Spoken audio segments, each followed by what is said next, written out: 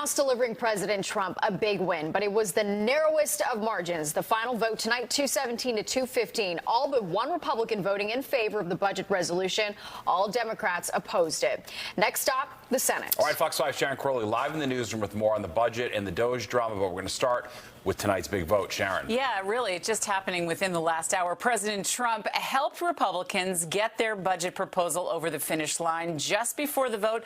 The House Speaker wasn't sure if he had enough votes since Republicans have a razor-thin majority in the House. Now, the proposal expands tax cuts and secures funding for the border and defense spending.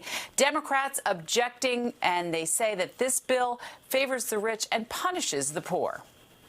Majority voting in the affirmative, the concurrent resolution is adopted.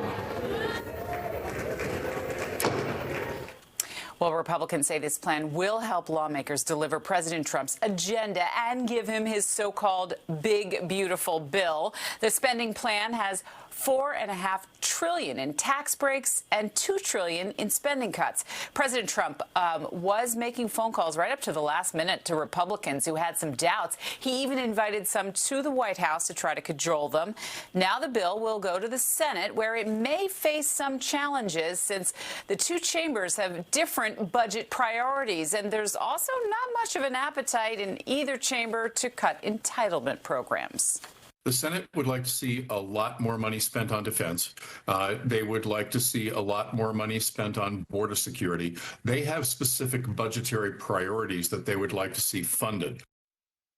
Well, in other developments in Washington today, President Trump and Elon Musk's efforts to trim the size of the federal government generating more controversy. Frustrated former federal workers who lost their jobs to the Department of Government Efficiency, or DOJ, showing up to voice their concerns outside Senate offices today. Now, Republicans insist trimming the size of the federal government is a priority for the Trump administration. Democrats agree that most Americans want to see savings, but not at the expense of essential personnel.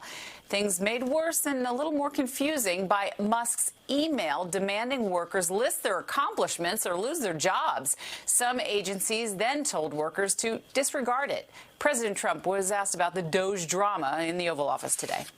In some cases, they're not writing back. And if they don't write back, they end up eventually losing their job. We give them extensions, but, you know, that was something we thought about a long time ago. We give them extensions, but we'll see. We have to make sure, number one, that we have people, number two, that they're working, and number two, they're working for us, not for another company. Well, the White House also confirming that Elon Musk will attend Trump's first cabinet meeting tomorrow. And later this week, President Trump will meet with Ukrainian President Zelensky at the White House. Steve? All right. Thanks, Sharon.